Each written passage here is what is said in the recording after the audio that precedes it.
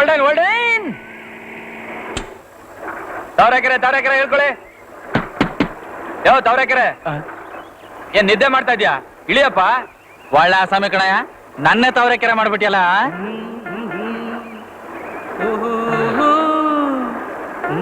Right.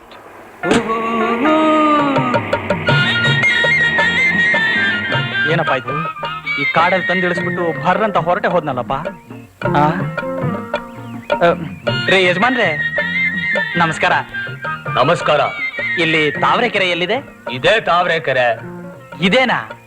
ಮತ್ತೆ ತಾವರೆ ಹೂವೆಲ್ಲೂ ಕಾಣಿಸ್ತಾನೆ ಇಲ್ಲ. ತಾವರೆ ಹೂವ ಇಲ್ಲೆಲ್ಲಿರ್ತದೆ? ಓಹ್, ಗೊತ್ತಾಯ್ತು. ತಾವರೆ ಹೂವು ಕೆರೆಯಲ್ಲಿರುತ್ತೆ. ಕೆರೆ ಎಲ್ಲಿದೆ? ಕೆರೆ ಅಲ್ಲಪ್ಪ, ತಾವರೆ ಕೆರೆ ಅಂತ ಊರ ಹೆಸರು. ಊರ್ನ ಕೆರೆ ಅಂತಾರೆ. ಓಹೋ, ಊರ್ನ ಕೆರೆ ಅಂತಾರ? ಹಾಗಾದ್ರೆ ಕೆರೆನ್ ಊರು ಅನ್ಬೇಕಾ? ಕೆರೆನ್ ಯಾರಾದ್ರೂ ಊರು ಅಂತಾರೇನ್ರಿ? ಎಲ್ಲೋ ಎಳೆ ನಿಂಬೆಕಾಯಿ. ಎಳೆ ನಿಂಬೆಕಾಯ? ಒಳ್ಳೆ ಗಾಜು ನಿಂಬೆಕಾಯಿ. ಏನಂದ್ರೆ?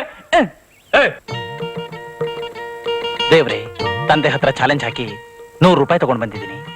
ದಿಕ್ಕು ದಿಸೆ ಇಲ್ದೇ ಇರೋ ಈ ಊರಲ್ಲಿ ನೀನೇ ಕಾಪಾಡ್ಬೇಕು ಪ್ಲೀಸ್.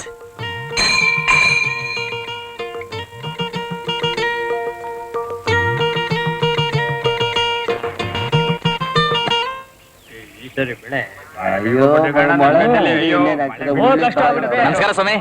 ಇಲ್ಲಿ ರುದ್ರಪ್ಪ ಅಂತಿದ್ದಾನಂತಲ್ಲ, ಅವನ್ ಮನೆಯಲ್ಲಿ? ಏನ್ರಪ್ಪ ಮಾತಾಡಕ್ ಬರೋಲ್ವಾ? ರುದ್ರಪ್ಪನ ಮನೆ ಕೇಳಿದ್ರೆ ಕಣ್ ಬಿಡ್ತಾ ನಿಂತ್ಕೊಂಡ್ರಲ್ಲ. ಯಾವ ರುದ್ರಪ್ಪ?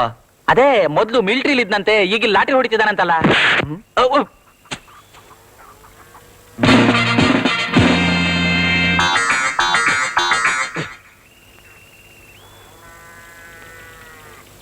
ಏನಪ್ಪ ನಿಂದೇನು ಕೈಯೋ ಕಬ್ಬಣದ ರಾಡೋ? ಮನೆ ಅಡ್ರೆಸ್ ಕೇಳ್ತಿದ್ರೆ ಬೆನ್ನ ಮೇಲೆ ಗುತ್ತಿಯಲ್ಲ. ಯಾರ ಮನೆ ಬೇಕು ನಿನ್ಗೆ? ರುದ್ರಪ್ಪನ ಮನೆನಪ್ಪ. ನಿನಗೇನಾದ್ರೂ ಗೊತ್ತಾ? ಗೊತ್ತು. ಎಲ್ಲಿದೆ? ನೋಡಲ್ಲಿ. ಹೌದು, ಅವನು ಹೇಗೆ ಆಸಾಮಿ? ಒಳ್ಳೆಯವನ ಕೆಟ್ಟವನ? ಒಳ್ಳೆಯವ್ರಿಗೆ ಒಳ್ಳೆಯವನು, ಕೆಟ್ಟವರು ಬಹಳ ಕೆಟ್ಟವನು. ಅವನಿಂದ ನಿನ್ಗೇನಾಗ್ಬೇಕು?